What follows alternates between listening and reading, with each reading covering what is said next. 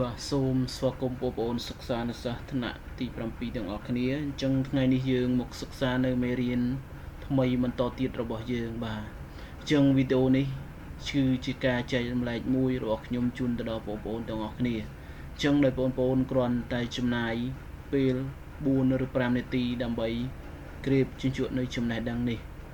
អញ្ចឹងកុំឲ្យវែងឆ្ងាយយើងបន្តទៅមេរៀនរបស់យើងតែម្ដងអញ្ចឹងយើងដឹងរួចមកហើយអំពី chapter ហើយនិង unit បាទអញ្ចឹងយើងចូលទៅដល់ vocabulary របស់យើងតែម្ដងគឺ big យើងប្រែថាធំ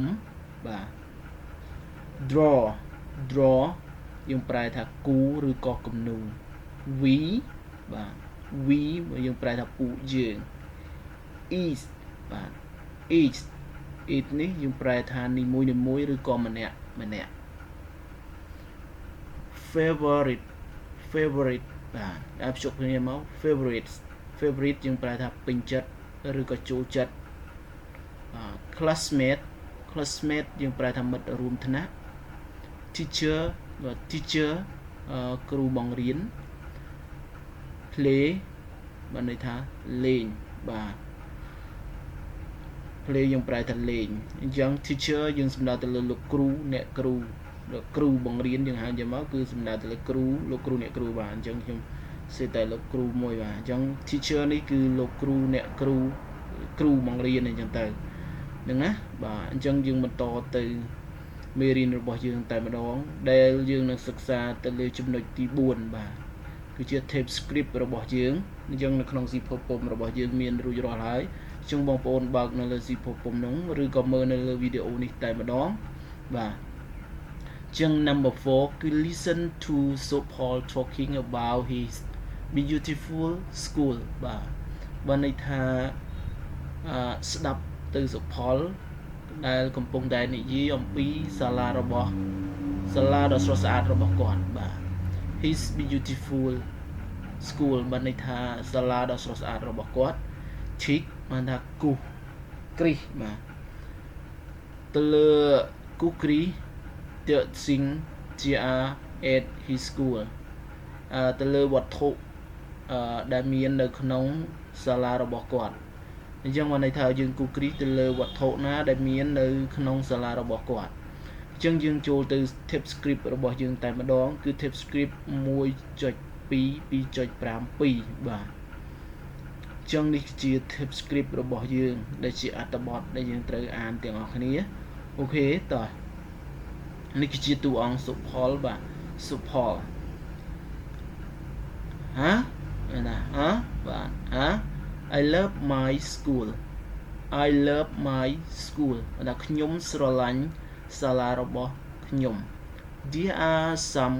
classroom បាទមានថ្នាក់រៀនមួយចំនួន they are beautiful ពួកវាគឺស្រស់ស្អាតណាស់បាទ There is a big library បាទមានបណ្ណាល័យធំមួយ There are lots of books មានសៀវភៅជាច្រើន I love reading ខ្ញុំចូលចិត្តអាន Oh and I have lots of classmates ហើយខ្ញុំមានមិត្តរួមថ្នាក់ជាច្រើន We play together ពួកយើងលេងទាំងអស់គ្នា We play football on the football field យើងលេងបាល់ទាត់នៅលើទីលានបាល់ទាត់ The football field is green and beautiful អត់ថាទីលានបាល់ទាត់មានពណ៌បៃតងដ៏ស្រស់ស្អាតបាទយើងប្រែទៅថាទីលានបាល់ទាត់គឺពណ៌បៃតងហើយស្រស់ស្អាត There is a big lake បានថាមានបឹងមួយនឹងធំបាទបានថាបឹងធំ There is a bathroom of course បាទជាង bathroom យើងប្រែថាបន្ទប់ទឹកបានថាពិតណាស់គឺជាការពិតណាស់បានថាវាមានបន្ទប់ទឹកអញ្ចឹងយើងប្រែវិញហើយពិតណាស់មានបន្ទប់ទឹកមួយ there is យើងប្រែថាមាន a bathroom យើងប្រែថាបន្ទប់ទឹកបាទ of course យើងប្រែថាជាការពិត and my teacher is Raymond ហើយគ្រូរបស់ខ្ញុំគឺឈ្មោះស្រីមុំ she is my favorite teacher បើថានាងគឺជាគ្រូម្នាក់ដែលខ្ញុំចូលចិត្តដែលខ្ញុំពេញចិត្តបាទអញ្ចឹង read again so Paul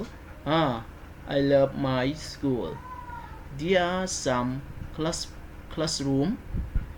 they are beautiful there is a big library there are lots of books I love reading and I have lots of classmates we play together we play football on the football field the football field is green and beautiful there is a big lake there is a bathroom of course and my teacher is Raymond she is my favorite teacher បាទចឹងនេះជាអត្ថបទរបស់យើងដែលយើងនឹងសិក្សាហើយយើងនឹងអនុវត្តទៅលើចំណុចទី4របស់យើងអញ្ចឹងយើងបន្តទៅចំណុចទី5គឺ listen again បាទ listen again is the one or more than one of is បាទយើងថាស្ដាប់ម្ដងទៀតតើវាមានមួយឬក៏ច្រើនជាងនេះទេបាទតើមានមួយឬក៏ច្រើនជាងនេះទេតើ is the one or more than one of is បាទអញ្ចឹង number 6 draw a picture of your beautiful school បាទថាគូរូបភាពនៃសាលារបស់អ្នក you have a 5 minutes អញ្ចឹងឲ្យយើងថាយើងមានអ្នកមានពេល5នាទីអញ្ចឹង number 7 tell your friend about your school បានថាប្រាប់មិត្តរបស់អ្នកអំពីសាលារបស់អ្នក